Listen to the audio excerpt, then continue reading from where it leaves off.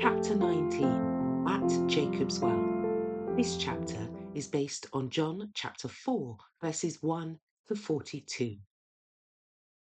The woman had not comprehended the words of Christ, but she felt their solemn import.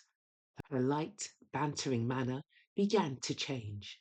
Supposing that Jesus spoke of the well before them, she said, "Sir, thou hast nothing to draw with, and the well is deep. From whence then hast thou that living water? Art thou greater than our father Jacob, which gave us the well, and drank thereof himself?" She saw before her only a thirsty traveller, wayworn and dusty. In her mind, she compared him with the honoured patriarch Jacob. She cherished the feeling, which is so natural, that no other well could be equal to that provided by the fathers. She was looking backwards to the fathers, forward to the Messiah's coming, while the hope of the fathers, the Messiah himself, was beside her, and she knew him not. How many thirsting souls are today close by the living fountain, yet looking far away for the well springs of life? Say not in thine heart, "Who shall ascend into heaven?" That is, to bring Christ down from above, or "Who shall ascend into the deep?" That is, to bring up Christ again from the dead. The word is nigh thee, even in thy mouth and in thy heart. If thou shalt confess with thy mouth the Lord Jesus, and shalt believe in thine heart that God hath raised him from the dead, thou shalt be saved. Romans chapter 10, verses 6 to 9.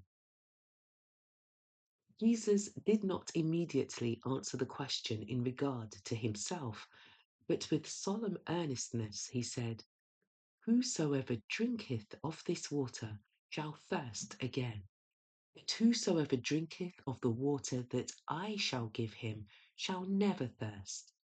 But the water that I shall give him shall be in him a well of water springing up into everlasting life."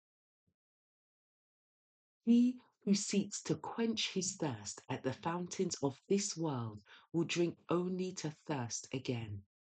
Everywhere men are unsatisfied. They long for something to supply the need of the soul. Only one can meet that want. The need of the world, the desire of all nations, is Christ. The divine grace which he alone can impart is as living water, purifying, refreshing, and invigorating the soul. Jesus did not convey the idea that merely one draught of the water of life would suffice the receiver. He who tastes of the love of Christ will continually long for more, but he seeks for nothing else. The riches, honours, and pleasures of the world do not attract him.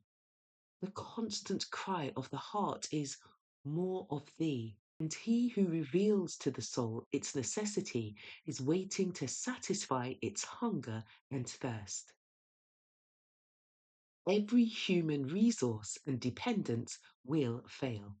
The cisterns will be emptied, the pools become dry. But our Redeemer is an inexhaustible fountain. We may drink and drink again and ever find a fresh supply. He in whom Christ dwells has within himself the fountain of blessing, a well of water springing up into everlasting life.